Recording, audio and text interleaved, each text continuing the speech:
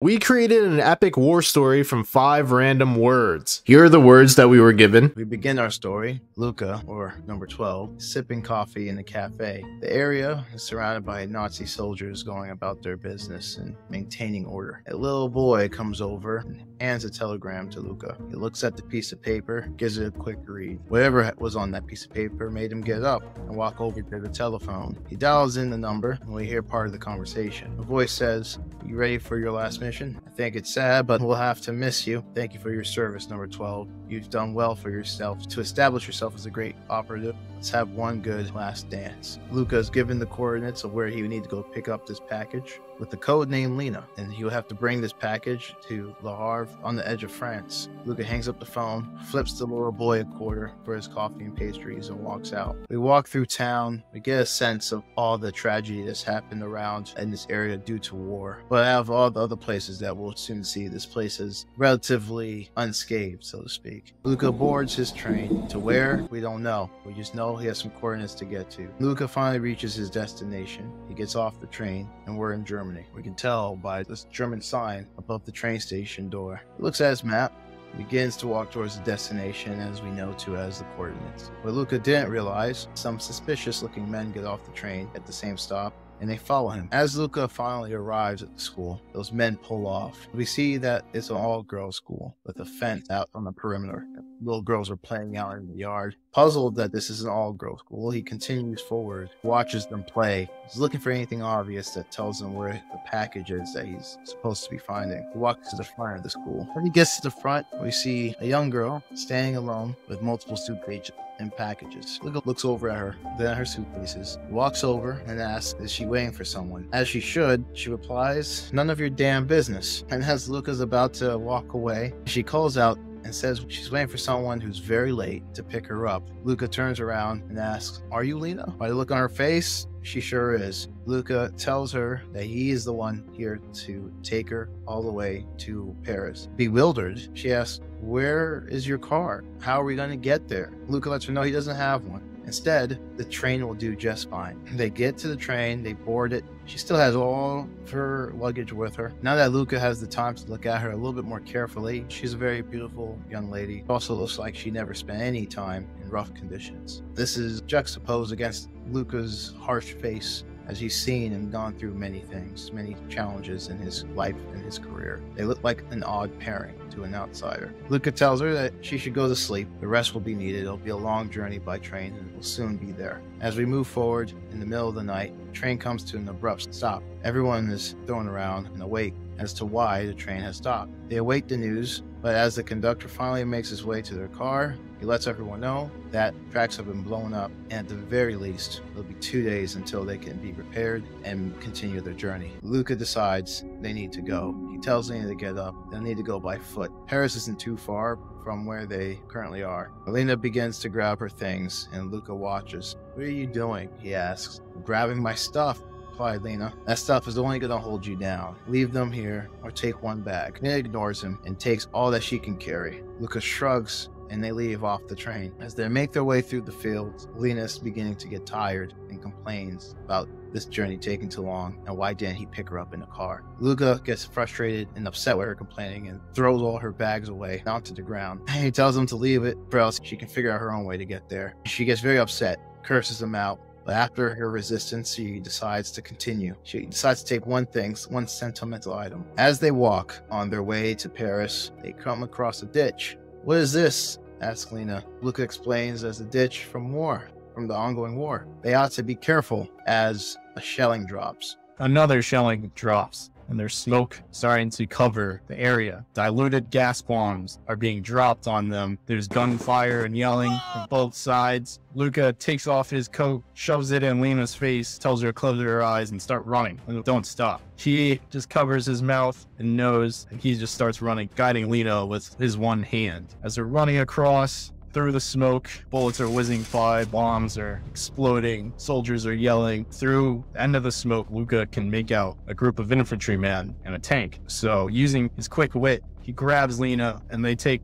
refuge in a ditch. But this ditch is full of other dead soldiers. Lena starts to scream, but he just covers her mouth as she's looking in the eyes of a dead soldier right next to her. The infantrymen are walking across the ditch. They hear the tank rolling across the ditch. It's the Allied soldiers. Luca can understand them, but Lena can't. So they lay in the ditch until the coast is clear. Then Luca and Lena continue their journey across the field, across this barren wasteland. Dead trees, everything is dead, blown up. They come across a village. Lena says she has to use the bathroom. And he was like, okay. And she said, where can I use the bathroom? And Luca says, the bathroom is all around you. Just go use that bush over there. Disgusted, Lena walks over to the bush, squats down, and suddenly a hand comes out, covers her mouth, and snatches her. The mercenary, trying to kidnap her, she bites his hand, he shrieks, and she starts screaming. This gets Luca's attention. He starts running towards where Lena is, and then the mercenary pulls out a gun to make Lena shut up. And as he pulls out his gun, we see the gun get shot out of his hand by Luca. And then Luca runs towards the guy. The guy's still holding on to Lena, and he's like, don't move or else she dies. So drop your weapon. Luca drops his pistol. They're in a neutral standoff. He sees the mercenary reaching towards his back pocket, and just without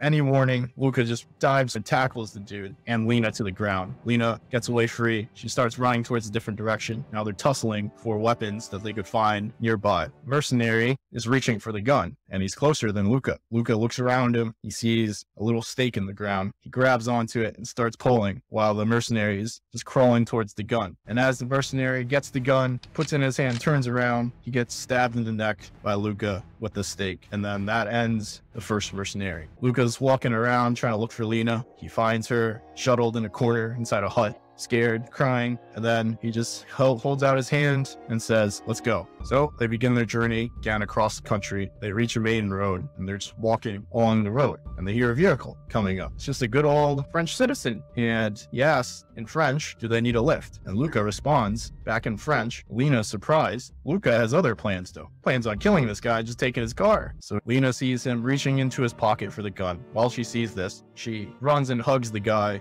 and says, thank you, monsieur, for taking us. You saved our life. It's horrible out there. And this prevents Luca from trying to shoot the guy now because Lena's there. So they get picked up and they're riding along. They finally reach the city entrance of Paris, get dropped off, go into the city. Everything looks normal. War has not reached this parts of France yet. Lena tells Luca that she wants coffee and pastries. Luca's with what money? And then Lena holds out some money. She robbed the poor driver while she was hugging him. And Luca is like, all right. So he's starting to like her more. She's not a complete brat. She's got some skills there. So she goes off, runs off to a cafe, orders some coffee, and Luca's just sitting there waiting for her when a man approaches. The man pushes Luca into an alley and clubs him with the gun, knocking Luca down to the ground. He has his hand out as if almost begging or wishing this person didn't shoot him. This mercenary stands over him, pointing a gun at him as if telling him his final words. As he's about to pull the trigger, Luca smacks the gun out of his hands with a block of wood that was in the alley. With that, the gun flies out and hits the ground. Luca lunges at the man with everything, with animal-like characteristics, and furiously punches the man to the ground.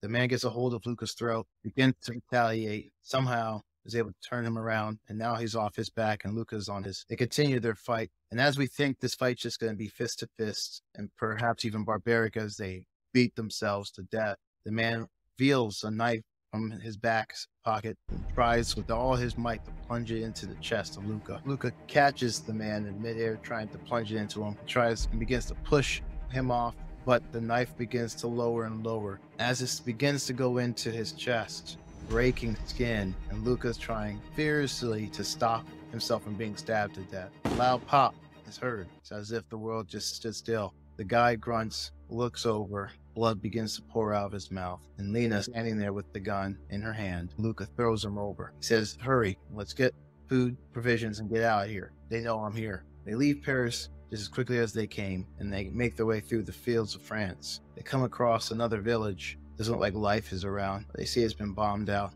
and the dead is left to rot in the sun. Luca asks what was the item that she brought out the bag when she was getting rid of all her things. Lena reveals that the cross her mother gave to her when she was around 8. Then Luca wonders and asks, then where did she learn how to rob like that? Where did she learn those skills to survive? Lena tells him that life was tough after her mother's death. Her father was a drunk, an alcoholic, did okay for himself, but he could never keep it together, never take care of the family. After the mother died, who was the breadwinner, she had to learn how to make ends meet, get money in order to have bread and other food at the home. He effectively became the home's caregiver. Luca realizes that there's more to this young girl than meets the eye. She's been through some things, but she's tougher than she looks. That night, they decide to take cover in one of the abandoned buildings. As they drift off to sleep, Lena leans over and lays her head in his lap and falls asleep. At this point, Luca and Lena built an attachment that is unexpected by Luca. He's starting to feel attached to this girl, respect her, and care for her as if she were a family member of his own. That morning, they wake up to men talking outside. He whispered to Lena they have to sneak silently out of this house. They make it to the edge of the village and begin to run as bullets rain down on them. The soldiers have actually spotted them and they're trying to make sure no one escapes. They haul ass and they get to a bridge with a creek running underneath it. They decide to go below and hide underneath the bridge where the creek runs. While doing it, they're waiting for the soldiers to see if they pass or get to them. A little bit of time goes by and it remains silent. They've escaped death again. They go on and leave. They finally reach the town, at the edge of the town of Lahar. They reach the port, exactly where Luca's supposed to meet whoever, and he sees a familiar face. It's number 13. Number 13 says, "You look like you've been through hell." Number 12.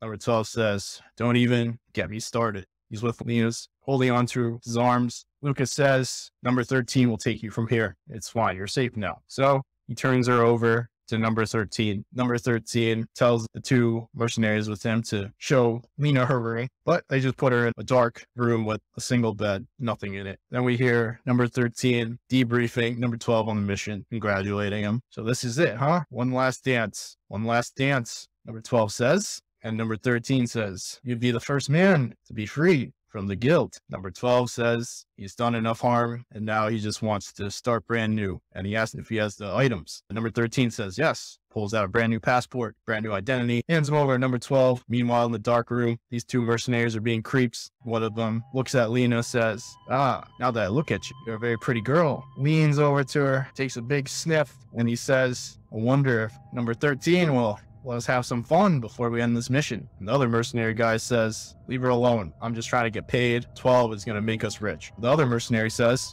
"Do you think number 13 can get the job done?" The other mercenary guy says, "Of course. Number 13 is the best shot in the guild. There's no way that he can miss and hit an unsuspecting number 12. Lena realizes what's going on. The one bodyguard says, "Let's go watch." So they lock the door, then they walk outside to see the action. Number 12 looks like this is goodbye. He whips out a gun and shoots number 12 in the gut. Luca's shocked. He's got his hand over his stomach. It's on the floor bleeding out. "What are you doing?" Number 13 says, "You didn't think you could leave, right? Be a free man. No one leaves the guild." Two bodyguards are laughing. "Yeah, I told you." Number 13, you get him. Lena has the keys that she nicked off of one of the bodyguards when he decided to be a little pervert. Opens her own door, grabs his pistol, shoots the bodyguard in the back, shoots the other one in the leg. He's pointing the gun at number 13. They're both pointing their guns at each other. Number 13 says, "Now, little girl, put that down, or else I'm gonna kill your friend here." Lena looks at him, still with gun in hand, tears rolling down her eyes, and tells him, "It's me you should be afraid of." And as if she was training all her life,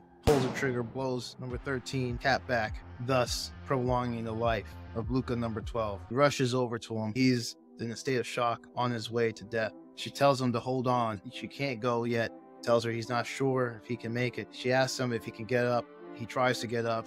Pain is too much for him to bear. She tells him, "Hold on, she'll be right back." She runs off and comes back with a bottle of diluted alcohol. She tells him to drink it. Maybe it'll blunt some of the pain, and then they can make their way to a doctor. Luca finishes off his alcohol. They get him to his feet. Pain is still overbearing, but with enough will to live, they start to walk down the street to a veterinarian doctor. They come crash through the door. Lena says she needs help. This man's hurt, been shot in the stomach. She's not sure where. The vet says, "I don't do surgery on human beings. You gotta take him to a real doctor." She says she can't. Some bad people are out looking for him, trying to find him. He needs to be done here. After a little bit of time, the vet says, "Okay, fine. Come in the back. see what we can do, but I can't make any promises. Lena gets him to the back. The vet tells her, go ahead and wait outside. She says she can't. She has to be by his side, make sure he makes it through. The vet reassures her that he's in good hands. He'll try his best, but it's better if she waits outside.